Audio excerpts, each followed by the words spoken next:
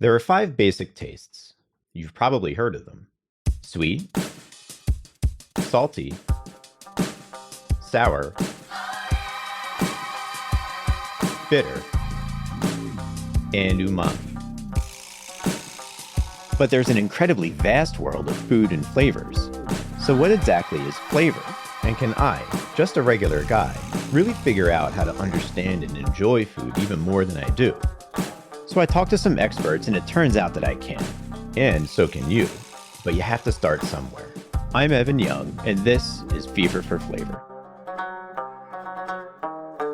Simply put, chocolate is one of the most important substances in the known universe. To say that I love chocolate is an understatement, and I know I'm not alone. You know you love chocolate, and everyone you know loves chocolate too. At a minimum, they don't hate it. But what do you actually know about chocolate? And what do you actually know about the way that fine chocolates are made by a chocolatier? Or actually chocolatier, if we're to believe Melissa Crandley. I stopped in a Mecha Chocolate, one of Melissa's stores, and went a bit buck wild, honestly, with what I saw and purchased. Raspberry almond praline ganaches, Japanese matcha ganaches, smoked habanero sea salt caramels, lavender vanilla caramels, and a dozen more delights beyond those.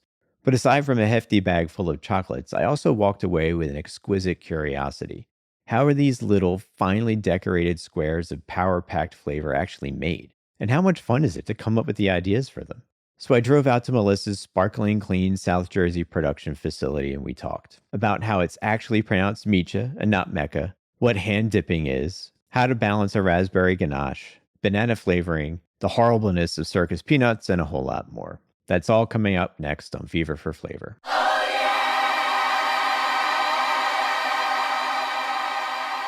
So first, Melissa, thank you very much for coming on. I really appreciate it. I'm very excited about this. I love chocolate. I love sweets. I've got a major sweet tooth. But the first thing I think we have to do is, I've been saying Mecha Chocolate, and you just corrected me. So set the record straight for us. I did, and I correct a lot of people. It's Mecha. Mecha. Yes. Okay. You want to give us a little bit of the background for that? Yeah, sure. So Mecha Chocolate is basically Melissa Charles. It's me and my husband's name put together. When I first saw the logo coming through from my designer, that's the first word that came out of my mouth. But they both said Mecha, and I said Mecha. And I'm like, it's my call. So that's what it became. Yeah, that's great. I'm a bit of like a sci-fi nerd. So when I see MECH, I'm pretty much going to be thinking about, Mecha. So isn't it anime? Like anime, Japanese? Yeah, there's like a bit of an anime. I know when I first was Googling, like to see if like anyone else had that name, I was like, yeah. I don't think it's going to cross paths anytime, but apparently it does. So Mecha Chocolate it is. So the other thing that I definitely want to talk about too, we're in a very cool spot right here. Where are we and what do you use this for? So we are in our production facility. It's a 5,000 square foot facility that we basically built from an empty warehouse. So we basically made everything in Haddonfield when we first started out.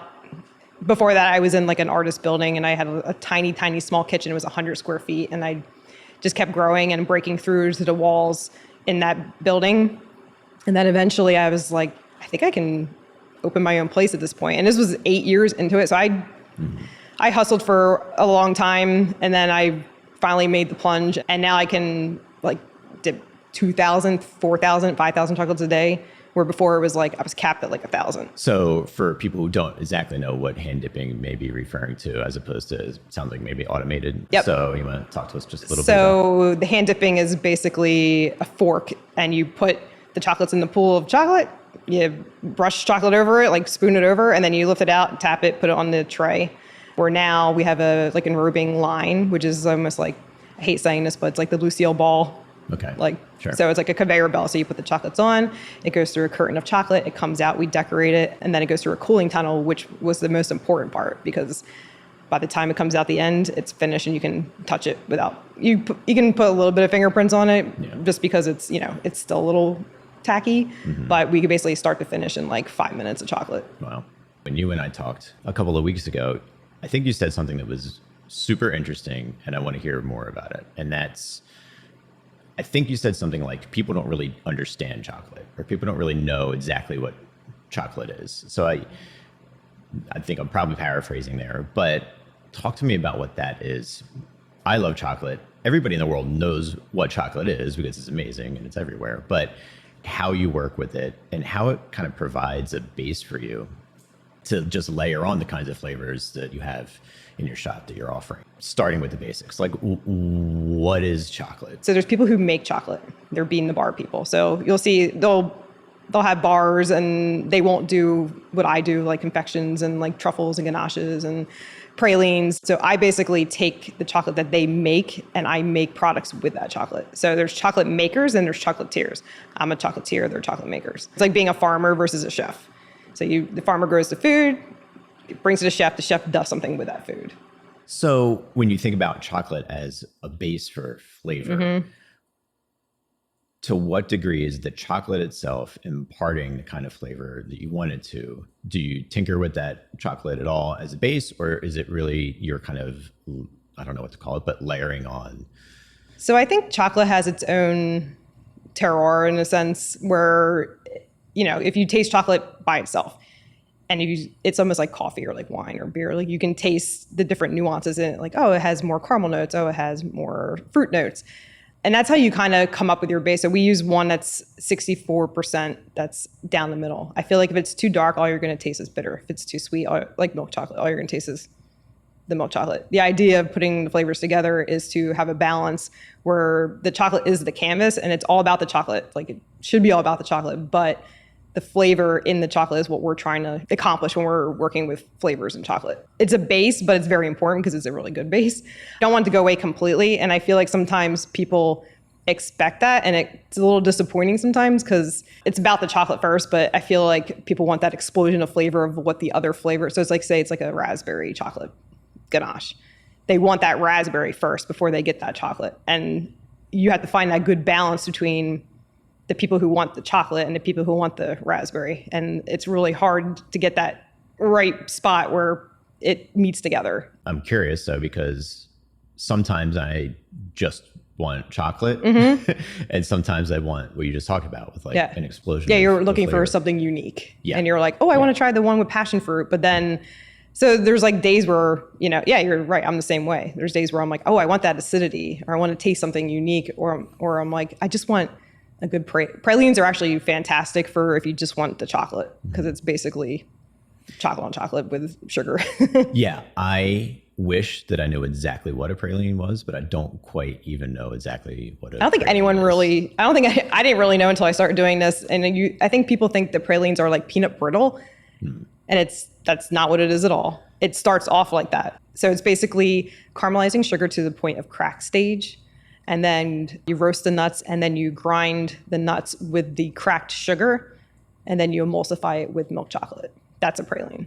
No wonder people don't exactly know that. I mean, that seems like such a narrow definition of what a praline actually is. That's interesting. Yeah, I think my idea of what a praline is just from like a New Orleans, they're everywhere in New Orleans, but I just imagine them almost like a turtle with like caramel and nuts. It's caramel in a sense because there is sugar that's like cooked to a certain temperature. So it has caramelization in it. So you're getting that caramelization, but it's basically ground like a powder. It's like you caramelize the sugar, you crack it into the like food processor, and then you grind it like it's becomes sugar again. Yeah. And then it mixes with the nut. So it sweetens the nut.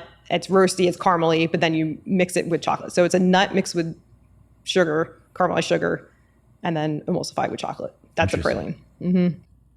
Definitely didn't know any of this. Yeah. A lot of people don't make their own. Like they'll get it in like tubs and it'll be already mixed together, but we make our own because I actually like that sugar texture of it. I think that's something interesting about chocolate in general that you just talked about, and especially the kinds of things that you're doing. There's a complexity there that the vast majority of people are not doing in their own kitchens. I tinker with food. I cook at home.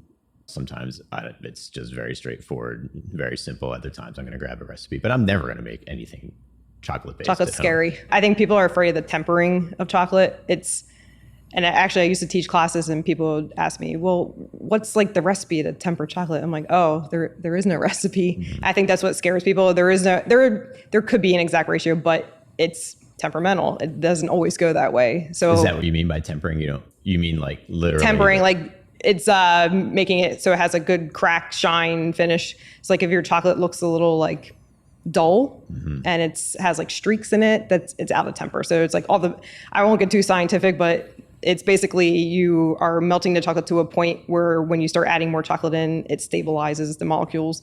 And I don't know who ever figured that out at all, like back in the day, but I can actually probably do it now even without a thermometer because I've done it so many times that I actually can see it. It's more like a feel in a sense, and I think that's hard to teach. You can do it. It just takes time. So when you think about the kind of base that you want to work with for your chocolates, I mean, you mentioned that it's a 64%. Is it 64% like pure cacao? Yeah. Okay. So are you more concerned with the consistency and the way it's going to feel, or are you concerned with the flavor, or some combination of both? So when you're creating a flavor, and this is kind of the tricky part about chocolate, is that you can't always just say, oh, I want to use milk chocolate in this. I want to use dark chocolate in this. It has to be a balance. There's like a ratio that we use, it's a formula that you can't just put all milk chocolate in it because it will be too fatty. Okay.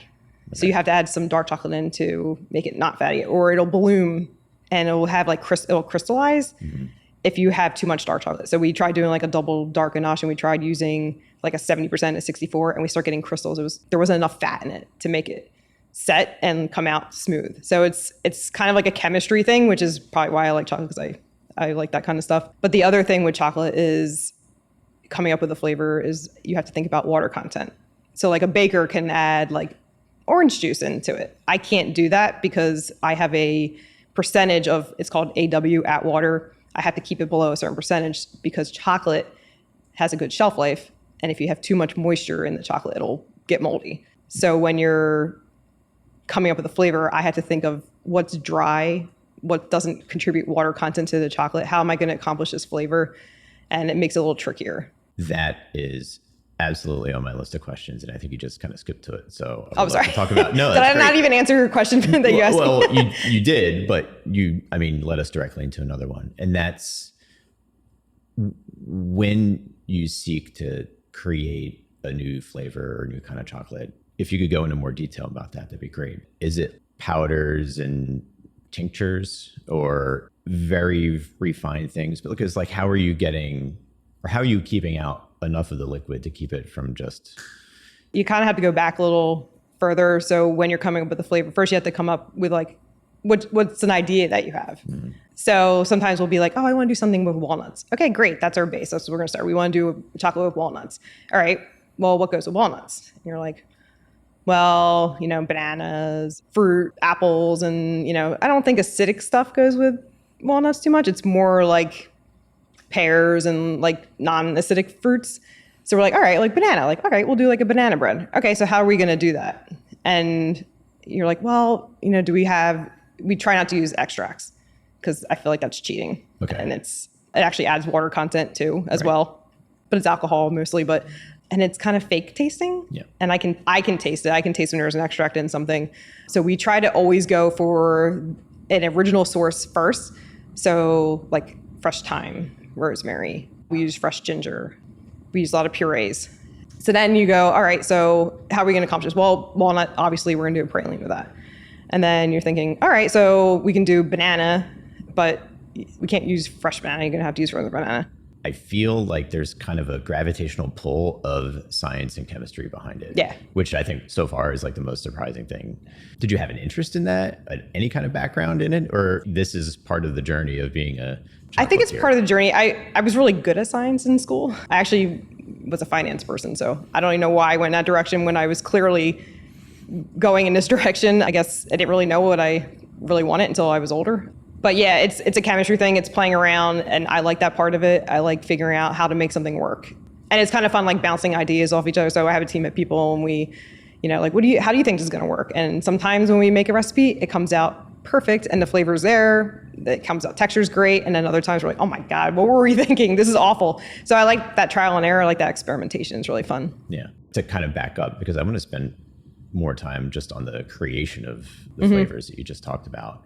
So at the highest level, do you have a way that your brain organizes or processes what flavor is? Is it a visual map? Is it colors? Is it words? How do you start to even wrap your head around what flavor can be? I think for me, flavor is more of an experience and a feel, like an emotion in a sense. It's, you always remember like when you ate something, you remember like where you were, what restaurant it was at, like how you felt. Was it sunny that day? Like I remember eating this like best pasta dish, and I can imagine the restaurant where I'm sitting and the feeling I had when I ate it. I was like, oh my God, like this is insane. Like that's what you want. So when you're creating a flavor, like you really want that to come through. You don't take it lightly when you're creating a flavor. You're like, what is this gonna, is this gonna be nostalgic for people? So the root beer float, it's like when I drink it, when I eat it, I'm like, I feel like a kid eating like sitting on my stoop at my house, drinking a root beer float with chocolate ice cream, because I always had it with chocolate ice cream. I never had it with vanilla ice cream. So it's like experiences of that. It's like, it's very nostalgic. Also, we do a red heart ganache around the holidays, and it's basically the red hots from when you were a kid, those candies. Yeah. So when I eat that, I'm like, I used to hate them as a kid.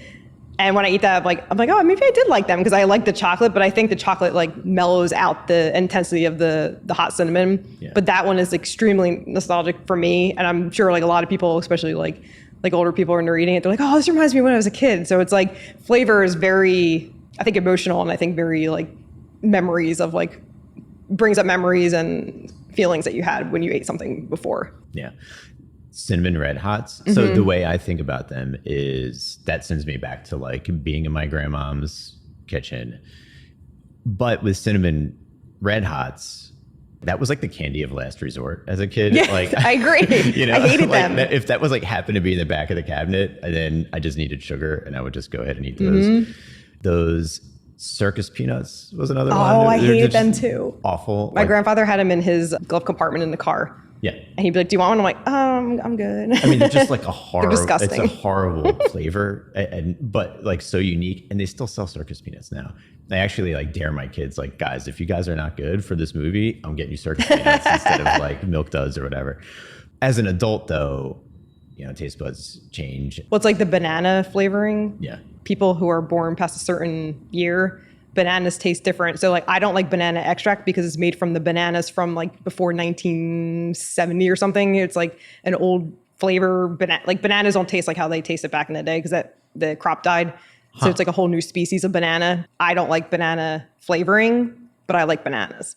And it's because I don't like that old banana taste. Is there a more modern banana flavoring and that's why I use like the real banana, because I don't like the extract bananas. Like there's a lot of people, like runts. You ever eat runts? Sure, yeah. I hate that banana. And that's like old banana flavor. It's like an extract, and it doesn't taste like the bananas that we know. Huh. That is. Look it up. It's weird. It's crazy. Very strange. But the crop died, that species of banana died, and it like went into extinction. And so people past a certain year don't know what that tastes like. Wow. So bananas, like, I think bananas are kind of mild tasting now. Like I ate a banana this morning. I was like, this tastes like nothing. Yeah. 98% of the bananas I eat with peanut butter. Yeah. Yeah. There's something about just a plain old banana. It's like, Yeah. But also, we just happen to be abroad. Bananas in this country are kind of crap, pasty, not very good bananas compared to bananas you'll get in like the tropics. Yeah. They're so much more flavorful. And the consistency isn't powdery, pasty consistency. And that's why I use purees. Yeah. Because it tastes better. It's from like a place where it's actually good, and it's harvested at the peak of the season. Are there people that you think are coming in and you have to serve them something that is more aligned to what they want, that is a little bit more basic, a little bit more, I just need to give them something pretty simple. They may not be looking for kind of a multi-layered, complex flavor experience with their chocolate. They just want a caramel and chocolate. Yeah. Pretty basic thing. Is that aligned to what your model is as a chocolatier? Because I think you're offering something that is a bit more expansive as far as a palate goes. Or do you just find yourself having to have that in the store to just serve that customer? In the beginning, when I first opened, they would ask me for chocolate covered pretzels. Like, nope. And they were like, you don't have chocolate covered pretzels? And it was like almost like appalling that I didn't. Yeah. I was like, well, I'm like, that's basically me dipping a pretzel in chocolate. Mm-hmm. That's not what I do. I'm a chef. I create things. I'm like, I'll do bark to like kind of appease that. So I won't do it. I won't crack. I won't do the chocolate covered pretzels. And as many as people ask me, and it's probably like a good, thing I can put on the shelf, and people will it will fly off the shelf. But I don't want things to fly off. I want people to appreciate what we're doing. So turtles are the same thing. I get asked for that too. So I was like, all right, I'm going to answer the turtle thing. So I basically did a bar. instead. So it's a dark chocolate bar. And, that scares people sometimes already because it's dark chocolate. And then I do a caramelized white chocolate ganache inside of it. So we pipe it in and then we cap the bar and then we do candy peanuts on top. So in a sense, it's a turtle, but it's like my way of doing a turtle. And I think it tastes better. I think it has better quality chocolate. Like it's darker chocolate because a lot of turtles are like milk chocolate and too sweet, like too much sweet.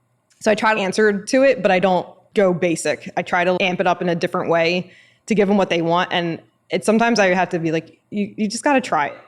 When I first started, everyone wanted milk chocolate when they came into my store. I hardly do milk chocolate. Everything's dark chocolate. And I tell them, I'm like, it's 64%. It's not too bitter. It's not too sweet. It's like, it's the perfect canvas for everything that we do here because it helps all the flavors come through no matter what flavor we try to accomplish. I think after a couple of years, I had people come back like, you really converted me. Because I think sometimes people think like dark chocolate, they're thinking at 90%. And it's not all dark, there is 90%, but like I wouldn't use that in a chocolate because that's a bean to bar type of chocolate. That's not like a confection type of chocolate. But I think I converted a lot of people to the point where I actually don't sell as much milk chocolate now as I used to. Like it kind of like it changed. So I think I like doing this because I like I like forcing people to try something out of their comfort zone. And I think sometimes I'm like, you'd be surprised what you like. Because I have a lot of people that also tell me they don't like fruit with their chocolate. And I was like, I think you do. I think you just had it done poorly. I converted some people on that too. Like, I didn't think I liked fruit and chocolate, but I really like yours. Do you think they mean actual fruit or do they mean flavor? Flavored fruit, like the flavor of fruit. Like they don't like raspberry. And I was like, yeah, but you're probably used to like a sweeter raspberry. We do like a tart raspberry. Or we'll pair it with an almond praline to kind of like balance it more. It's balance. And I think like I hate chocolate covered orange peels, hate them. But I sell so many of them and I don't get it, but people love them. And that's like one thing that's like, I may not like it, but I do it for the people. So how much do you find yourself walking that line between, because I think you just described quite a bit of this is what I do and I'm going to make you like it versus you're here because you wanted a X, Y, or Z. Yeah. What's your line to walk there? I would say 10% of what I do is, to try to like appease the majority of people. But my goal is to get people out of their comfort zone. That's what that's the whole point. That's the whole reason why I opened my business was so that people could taste what I know. Like, I'm like, oh, you're missing out. Like, you don't even know. Like, it's like salted caramels. That's great and all. I was like, but you could do a rosemary salted caramel. Like, why not? Like, and they're like, well, I like rosemary. I'm like, then you'll like that. Or if you don't like ginger, you're probably not going to like that. So when people are at the case, a lot of people, they'll be like the double dark, the peanut butter pretzel. And I go, well, I'm like, I always say, if you like a flavor, then you'll probably like the chocolate. And you're like, well, I really like passion fruit. I'm like, then I have two passion fruits. I'm like, they're both completely different. One's like a caramel, one's a ganache creamy chocolate center. And I was like, if you like passion fruit, then you'll like the chocolate. You have to kind of like remind people that even though it may not sound like it goes, it does go. And give it a chance. We love passion fruit in my family. Yeah. Just like actual, just plain, because it's like it's so tart and it's got the seeds, give it a little crunch, which is nice. Are you always trying to cover some kind of a range where you've got some spices, some herbs, some citrus and sour? And how much of that range are you or are you not covering in any kind of given moment? I think everything in our case and most of our boxes, I love herbs. And I found that a lot of other people like herb. And it was kind of surprising. I have an herb garden box that I've been doing for a really long time. And it wasn't a big mover. And then all of a sudden, it just started going. And I don't know if there's like a shift in like what people are seeing like food-wise, but people are like, oh, I love herbs. And like orange fennel, like no one ever bought the orange fennel. But people who get it know that's amazing. And that actually was a very interesting chocolate that I did because when I would test it at the farmers markets, like when I was first starting out, I'd be like, so what are you getting? And half the people said they tasted the fennel and half the people said they tasted the orange. And that's how I knew it was balanced. It's like that online thing, is the dress blue or white? Yeah. They're like, I don't taste orange. And other people are like, oh, I don't really taste the fennel. And it was so interesting that like different people's palates were so different. But then I was like, that's how I knew it was balanced because I tasted both. I have a feeling I would only be tasting the fennel. I think that they're like... Because you probably don't like fennel, right? You do? I'm not a big fan of licorice. Yeah, me either. Yeah. But, I mean, there's so many different ways to divide people. People who like licorice and people who don't like licorice. Yeah. Like, that's like a divider for But here's the thing about that. I don't like black licorice, but I like that chocolate because the orange I think cuts it. And we use fennel seeds, and that's like going back to your question about how do you come up with a flavor. Well, you can't use like raw fennel. You can't use fennel extract because that's gross. So I'm like fennel seeds, like, and it's dry, and we basically steep and infuse, and that's how we came up with that. But I like that chocolate, and it's like one of my favorite ones, and I don't like black licorice. Are there any flavors that you've had that you felt like just kind of flopped or were like a learning for you to just take things in a different direction? We tried one with sage, not strong enough. A lot of I get asked a lot to do stuff with wine and beer in it. There's just not enough flavor in it to come through. Chocolate's more powerful than beer, like the flavor of beer and wine. That's why alcohol, like, it has that bourbon, as you were saying, you like the bourbon chocolate. That comes through in chocolate. So that's the other thing about chocolate. It can mask flavors very easily, but it can also complement with other flavors. So we have like a pear rumtini. So we tried like a pear ganache, and I'm like, well, I don't really taste the pear that much. I'm like, oh, add some rum in it, call it a rumtini, and now you know what it is. And it's like a pear rumtini. Like all of a sudden your brain kind of tricks you to kind of taste the pear with the rum. I think what's interesting about some of the alcohol-based chocolates is you can still feel volatileness back in your throat, even though I assume it's probably still actual pretty minimal. It's minimal, yeah. Content, People right? ask me if I cook it out, and I'm like, you don't really cook it, but it gets poured in at the end. It's like almost like making like a frosting and like adding like bourbon at the end or coffee or something like that. Yeah.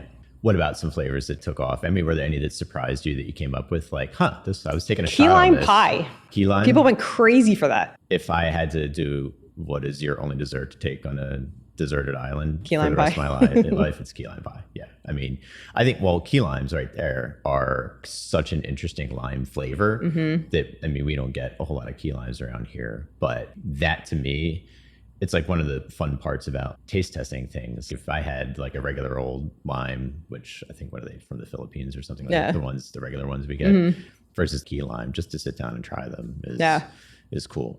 Key lime pie, 100 million %. Yeah.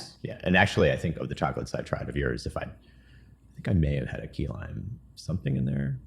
Apparently people like lime a lot because our Moscow Mule is also very popular because it's ginger, lime, and vodka.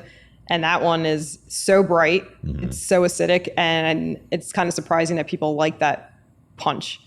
And the vodka is like there, but the lime is like really, and the ginger really stand out. Yeah, I don't even know if I need the vodka for that because I mean, it would be fine. If we didn't put it in, it would probably be fine. It makes the consistency, makes it like very creamy. So like when you bite into it, it almost like oozes out. Yeah.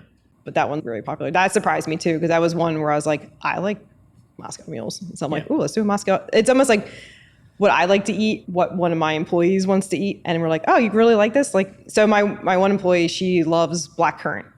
And she's like, oh, I remember like this like cookie, like in like England, it was like a blackcurrant sunflower cookie thing I made. I'm like, let's try to make a chocolate out of it. So, and that was kind of unique because we did a praline with the sunflower seeds and the blackcurrant. And it's so unique, and it's like one of our more unique flavors, and we only do it a little bit right around this time of year. But like that's a very cool one too. I think you're going to know why I'm asking you this next question, and I think it's relative to why people actually like Moscow mules. And I think there's some percentage of people that just really dig the copper mug. Is that It's so, to me, that's presentation. Yeah. Now, I do think that there's something a little bit metallic about the copper mug that you can probably like actually smell when you got your nose down in there. But as far as presentation goes for you, I mean, it's such an important part. It's clearly woven into what I see in the case. And you've got some really awesome, intricate details to your chocolate. I guess talk to me a little bit about just presentation. Presentation contributes to the flavor, obviously, because your brain sees a strawberry on a chocolate. So I'm basically telling you that there's strawberry in it. So you're automatically going to know as soon as you bite into it that it's going to taste like strawberry. I find that people here, they want like the flavor to be like pow in your face. And like if it's not like that, then it's like kind of a problem, even though you're like, it shouldn't be that acidic or whatever. So sometimes having visual cues helps them to taste what you're trying to get them to taste without overdoing it to get it in their face too much. So are you saying you can't really be as subtle as you might like because most people just want to be slapped in the face with strawberry or passion fruit or whatever? Is there a frustration with that ever where it's like, I just wish they would taste I put like the tiniest little bit of rosemary in there and they're missing back in the day? Yes. But now I understand that I'm selling a product that people want to eat. I have to make it what they want. So like we actually did like a s'mores marshmallow dragée, which is this thing behind me that we make it in. That right there? Yeah. Okay. So the first time we didn't smoke the marshmallow. So we're like, yeah, I'm like, we'll just try it with like regular marshmallow and coat it with the Bronco praline, the dark chocolate. And then I tasted it. I was like, tastes a little flat. I'm like, but it's good. And then we smoked it and we tasted it side by side. It was like a huge difference. And the weird thing is I actually didn't taste the smoke. I just tasted a difference. I didn't know what that difference was. But then some people were like, oh, I taste the smoke. And other people were like, I didn't really taste the smoke. Is there any value to you in tasting or testing the raw ingredients? Or, I mean, because a lot of times like an herb it will smell one way. It tastes like really bitter, and it's hard to kind of like figure out what the taste actually is. I mean, do you have to kind of incorporate it into a thing and create variations of that before you are happy? Yeah, sometimes you just kind of know how much you need. And that comes with like experience and just like playing around with stuff a lot. I'm pretty good at that. And my head chocolatier, she's pretty good at that too. Like we just know. Sometimes you just know how much to put in something. Other times like we'll taste it and we're like, mm-mm. And actually a lot of times I'll sample it out to people. And if they give me that look of, oh, I don't really, I'm like, nope, we need more. Like you can just tell. So like to me, I'm like, I taste it, but I'm like, are other people going to taste it? And that's the tricky part. And you also work in a business where it's not like you're twisting people's arms to try your chocolate. Yeah, right. They're like, oh, free samples. Oh no. Yeah, sorry, I can't do that today.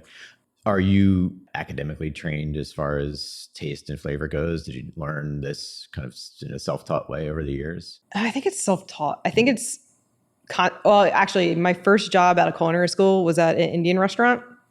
And I lied in the interview and said that I used to eat Indian food all the time and I never had it ever. I was like, I was 28, 29 or whatever. You do what you got to do. And I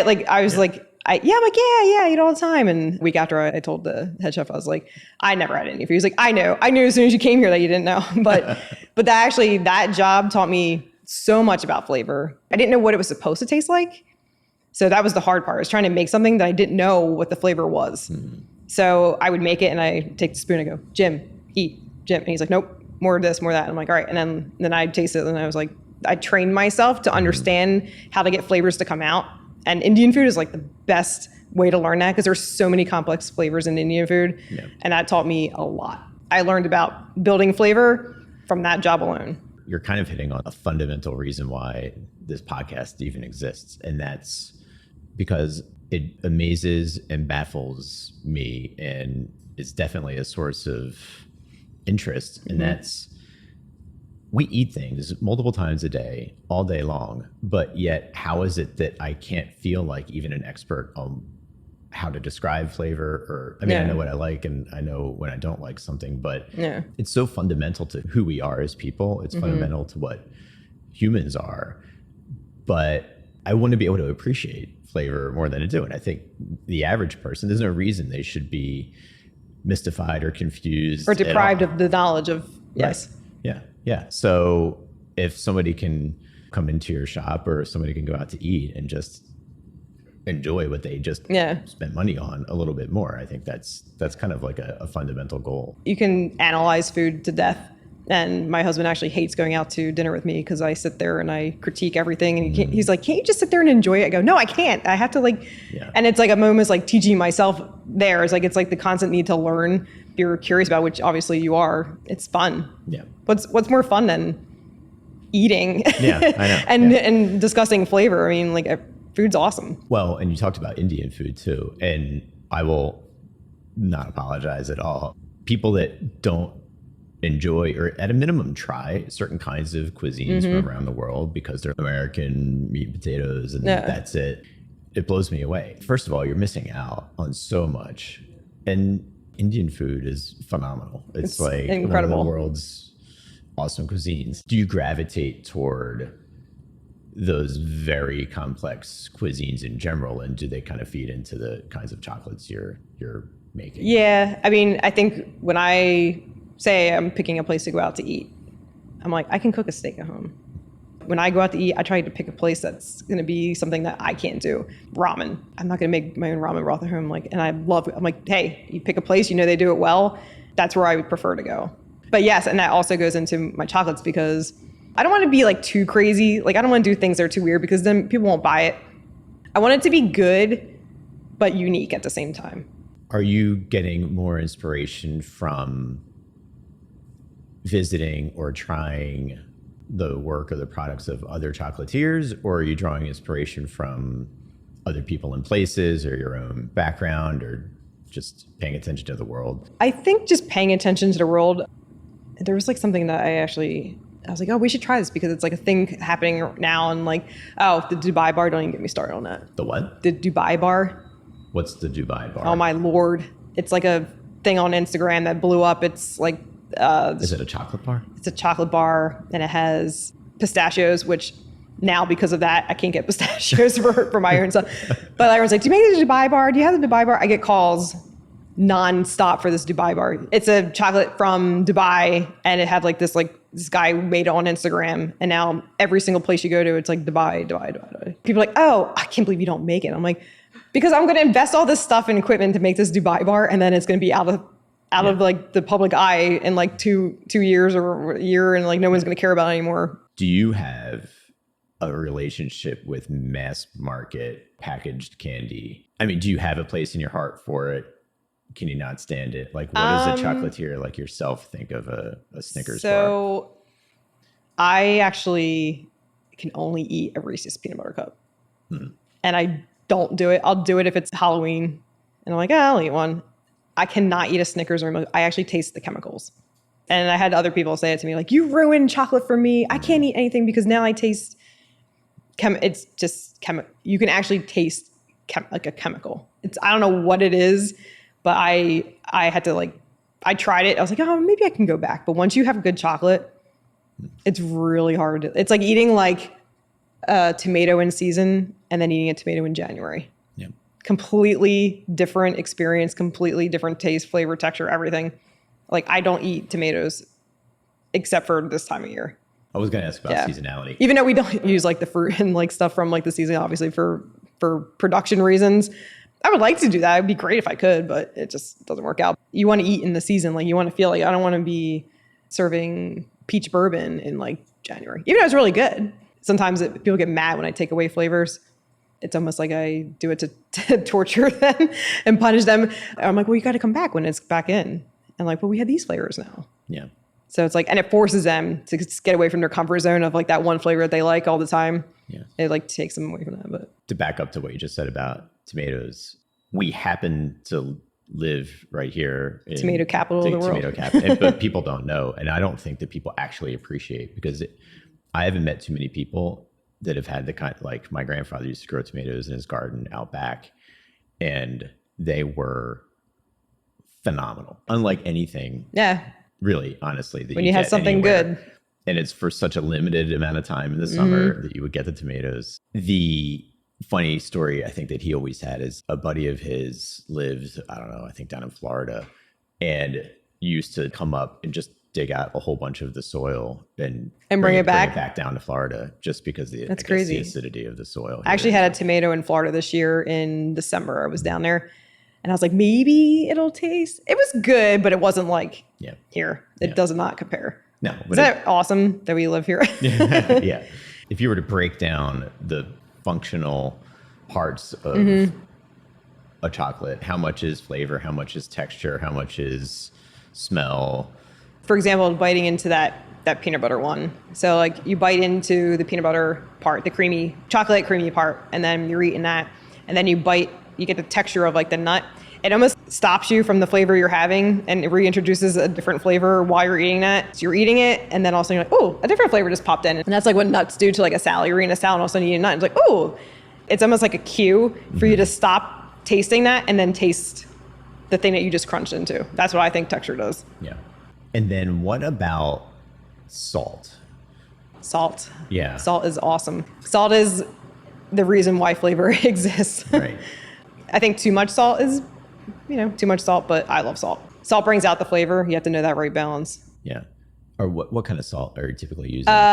So for cooking, obviously kosher salt. For chocolate, you have to use finishing salts. Fleur de sel, we use Hawaiian LAS sea salt, like smoked sea salts are really good because they imply a whole different flavor, like salt and smoke. Salt's so great. You are using some with that kind of the mineral. Yeah. Yeah. I mean, I put like kosher salt, like if we're mixing it with nuts or whatever, like kosher salt's like good. But when you're finishing something, it has to look pretty too. Yeah. And most chefs will finish a salad or something, or like a dish with like a certain type of salt, like Maldon or something like that. It's just like it adds like a little something extra, and it's not just basic salt. Yeah, but clearly you need it, right? I mean, it's just a core component. I think everybody probably appreciates that to some degree. If you ever made chocolate chip cookies at home and you forgot the salt, like it's just not. Yeah. It's flat. In terms of the range of what you want to offer, are you sitting down and like how do you stay organized as a business? Are you kind of mapping it out? Are you flying by the seat of your pants a little bit? Do you say like, okay, I've got X, Y, and Z herbal flavors, I've got X, Y, and Z citrus or sour stuff? I do that. That's the business side of me does that, where I'm like, well, we have a gap in this. We don't have a flavor that has this in it. So sometimes that's how flavors come to us, because I'm like, we're missing this flavor. We don't have anything that has this.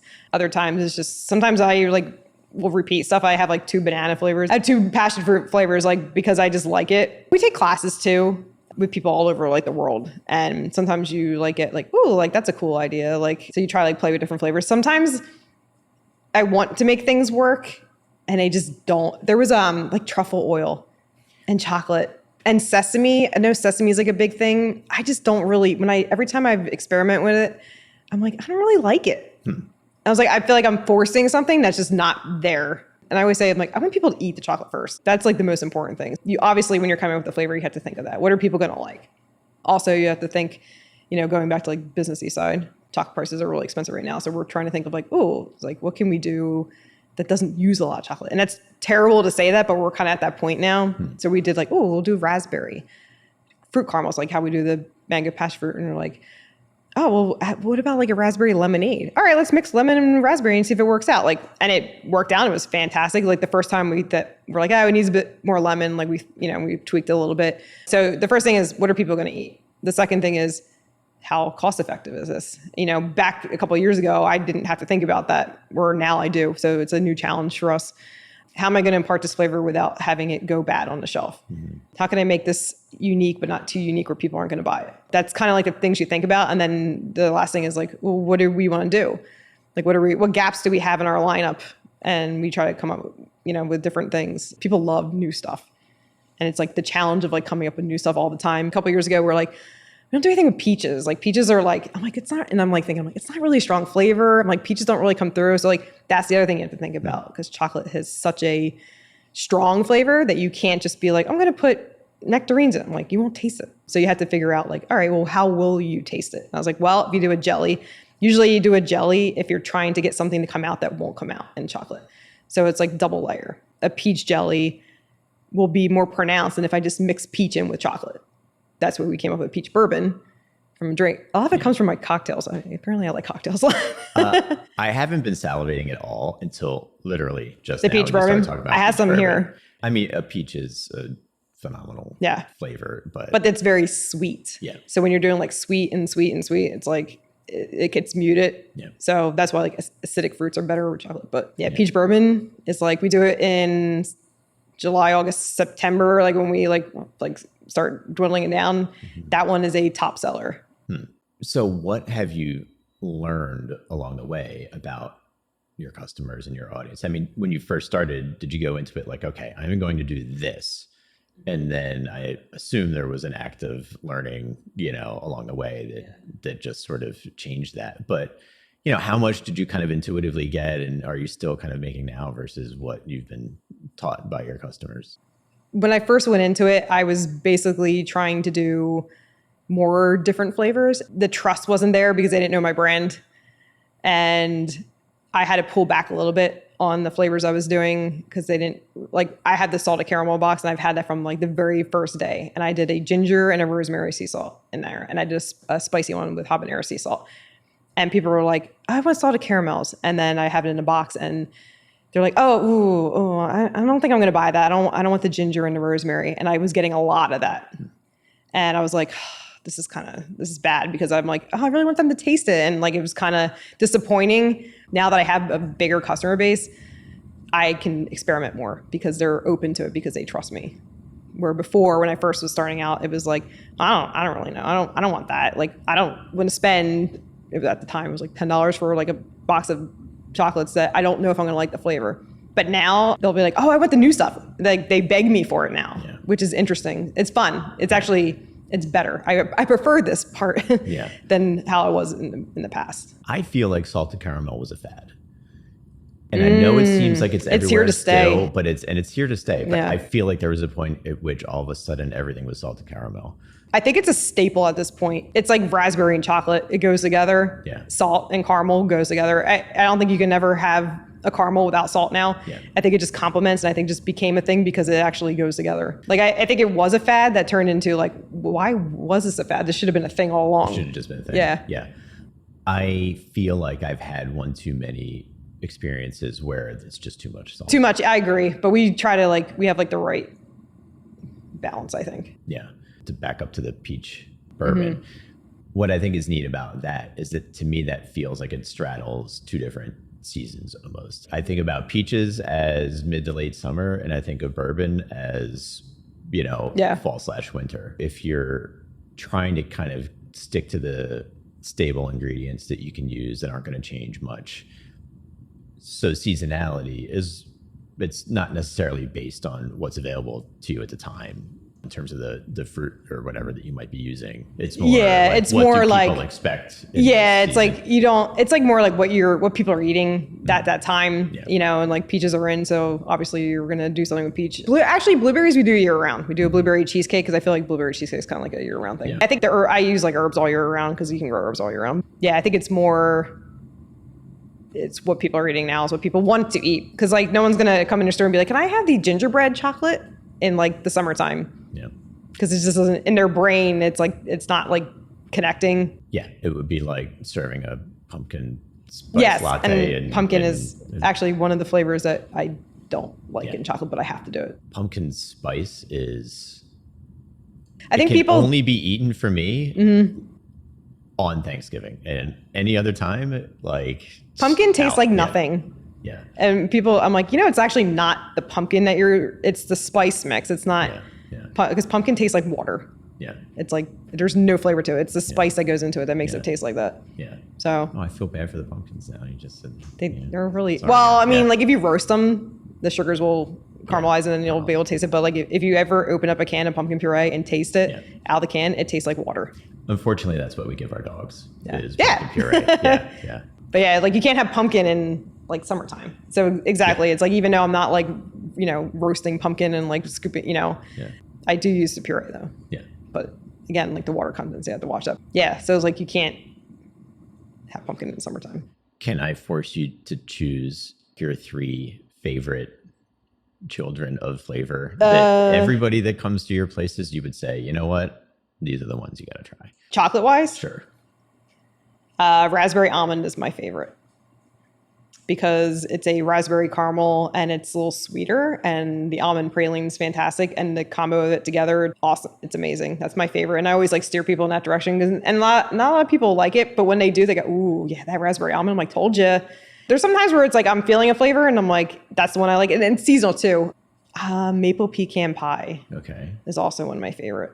Again, it has a texture on the top. It has the candied pecan on top, and then it's like pecan caramel on the bottom and a maple ganache on top. I like the 2 layers. The first one was automatic. The raspberry almond is like that's year round. I love that one. Maple pecan pie is one that's in the fall and the winter that people get mad when I take it away. And I'm like, I'm not making it in the summer because it's maple. And I think my go-to is probably hazelnut. Anything hazelnut. So. Now, is it just kind of a hazelnut? We do a hazelnut with foytine, which is like a wafery cookie. So it gives it like the texture thing again. A double dark ganache on top. So it's not all hazelnut. We cut it with like a dark chocolate ganache on top.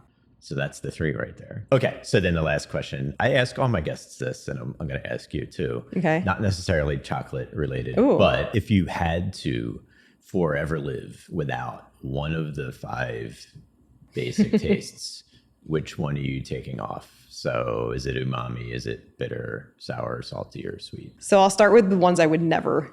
Umami, no way. No way in hell would I ever get rid of umami. Because that's my favorite.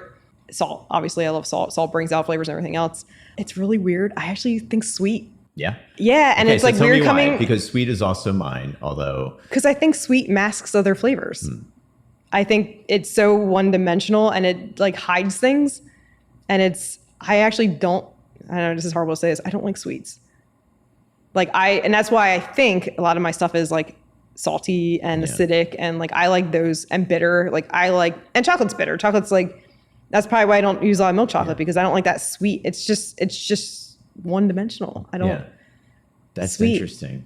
Wow. It masks things and it doesn't let other things come through. It kind of hides it. If you think about it, if you're drinking tea and like tea has like all these great flavors, you put some sugar in it, all you're tasting is just sugar. You don't taste the tea anymore. Yeah. Same thing with coffee. Like what's the point of drinking all these different coffee beans if you're just going to put sugar in it because all you taste is the sugar. It masks, it hides things. It's evil. Mecha chocolate owner hates sweets. Hates sweets. I do. Yeah. I don't know why. I should like it. But I mean, that's the fun of the question. And I think it's a valuable one because it's interesting to think about how important all of it is to each other. It is. It's so complex and interactive that it's an impossible question to answer, but I think it's not for me. Sweet all the way. Sweet, boom, right away. Huh? It's so weird. I shouldn't even be saying that. I should be like, can you strike that from the conversation? I was kidding. It'll be our secret. No. Well, Melissa, thank you so much. I really appreciate it. Such a great conversation. I learned at least 8 cool things, I think. So I certainly hope everybody else will too.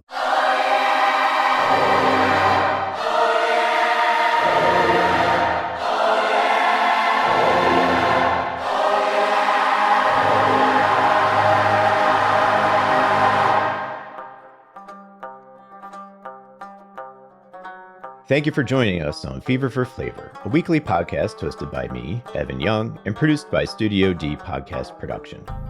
If you want more content, go to feverforflavor.com. That's fever, the number 4, flavor.com.